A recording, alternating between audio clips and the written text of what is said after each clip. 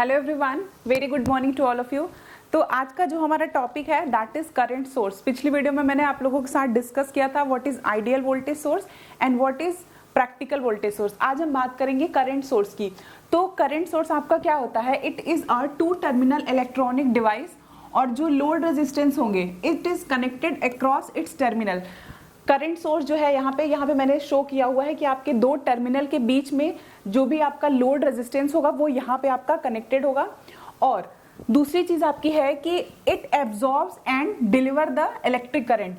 आपका यही एक सोर्स है करंट सोर्स, आपका इसी करंट सोर्स से आपके पावर को डिलीवर भी करेगा, इलेक्ट्रिक जो भी आपकी करंट होगी उसको डिलीवर भी करेगा और आपके इलेक्ट्रिक करंट को एब्जॉर्ब भी करेगा। ये आपका करंट सोर्स। तो डायरेक्शन ग्राफ के थ्रू अभी हम देखेंगे आगे। तो यहाँ पे मैंने आइडियल वोल्टेज सोर्स लिया हुआ है, आइडियल करंट सोर्स। तो आइडियल करंट सोर्स में हम सबको पता है कि रेजिस्टेंस आपका 0 होता है। मैं फिर से बोल रही हूँ कि nothing is ideal in this world. कोई भी चीजें आइडियल नहीं होती है, लेकिन कभी भी कोई भी कंपोनेंट या फिर सर्किट वगैरह जब भी हम बनाते हैं तो ये हमारा एजम्पशन रहता है कि हाँ इसमें कोई भी आपका निगेटिव रेजिस्टेंस आपका कम से कम हो या फिर नेग्लिजिबल हो।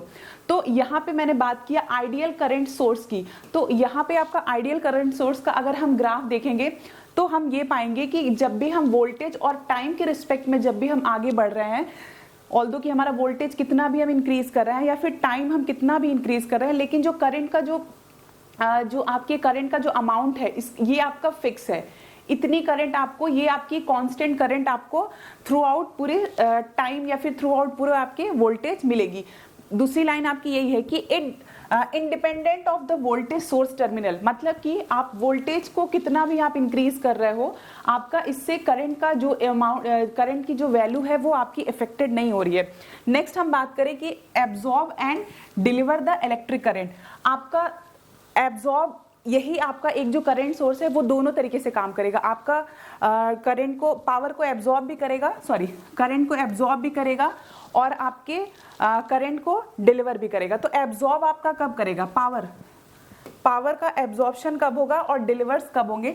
डिलीवर तब होगा जब हम पॉजिटिव साइकिल के बारे में हम बात करेंगे, मतलब कि हमारा जो भी हम पॉजिटिव के थ्रू अगर हम बढ़ रहे हैं तो उस टाइम पे जो हमारा करंट सोर्स होगा it will be act as a deliver power, it will deliver the power to the circuit. लेकिन अगर हम बात करें ये हमारा करंट सोर्स है, ये हमारा जब हम वोल्टेज का हम जब निगेटिव पार्ट हम कंसीडर करेंगे, वोल्टेज को जब हम निगेटिव डायरेक्शन में हम लेके जाएंगे तो हमारा क्या होगा, ये हमारा जो करंट सोर्स होगा ये it will be absorb the power. Next चीज आपकी क्या है, हाँ ये आपका हो जाएगा प्रैक्टिकल करंट सोर्स। तो मैंने बताया था कि आइडियल करंट सोर्स में क्या होता है कि आपके कोई भी रेजिस्टेंस वहां पे अप्लाई नहीं होते हैं, आपके कोई भी रेजिस्टेंस सर्किट में नहीं होती है। लेकिन प्रैक्टिकल करंट सोर्स में ऐसा नहीं है। प्रैक्टिकल करंट सोर्स जो भी हम बनाते हैं उसमें आपका कुछ ना कुछ इंटरनल रेजिस्टेंस होता है। दूसरी बात यह है कि बच्चों को हमेशा कंफ्यूजन होती है कि जो वोल्टेज सोर्स होता है या फिर आपके करंट सोर्स होते हैं तो उसमें रेजिस्टेंस को हम कैसे ऐड करेंगे। रेजिस्टेंस आपका करंट सोर्स के रेजिस्टेंस आपके सीरीज में होने चाहिए, करंट सोर्स में रेजिस्टेंस आपका पैरेलल होना चाहिए। वोल्टेज सोर्स के केस में आपका वोल्टेज रेजिस्टेंस आपके सीरीज में होने चाहिए या फिर रेजिस्टेंस आपके पैरेलल में होने चाहिए। ये कंफ्यूजन हमेशा होती है बच्चों को और इस पे ऑब्जेक्टिव वगैरह भी क्वेश्चंस पूछे जाते हैं। तो सीधा सा सिंपल सा फंडा है इसका कि आपका जो भी करंट सोर्स होता है, करंट सोर्स हम हमेशा जो अमीटर होता है उसका जो इंटरनल रेजिस्टेंस हमेशा हम उसके पैरेलल में ही हम कंसीडर करते हैं। करंट सोर्स के लिए आपका जो इंटरनल रेजिस्टेंस होगा वो हमेशा आपका पैरेलल होगा और वोल्टेज सोर्स के लिए आपका जो भी इंटरनल रेजिस्टेंस होगा वो आपका क्या होगा, सीरीज में होगा।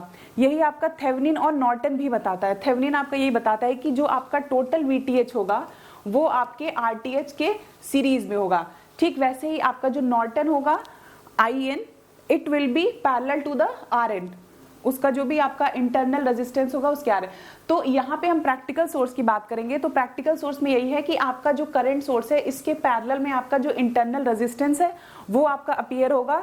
क्यों? क्योंकि nothing is ideal in this world. हम प्रैक्टिकल, हर चीज हम प्रैक्टिकलिटी अगर हम बात करते हैं तो कुछ ना कुछ हमारे जो भी हमारे कॉम्पोनेंट्स होते हैं, जो भी हमारे सर्किट्स होते हैं, उन सारे सबके रेजिस्टेंस आपके कुछ ना कुछ आपका रेजिस्टेंस वहां पे आकर करता है। दूसरी अगर हम बात करें कि इसकी कैरेक्टरिस्टिक की अगर बात करें, तो मैंने पिछली वाली स्लाइड में मैंने भी बताया है कि ये जो आपका ये वाला जो फिगर है, ये आपका ideal voltage source, ideal current source,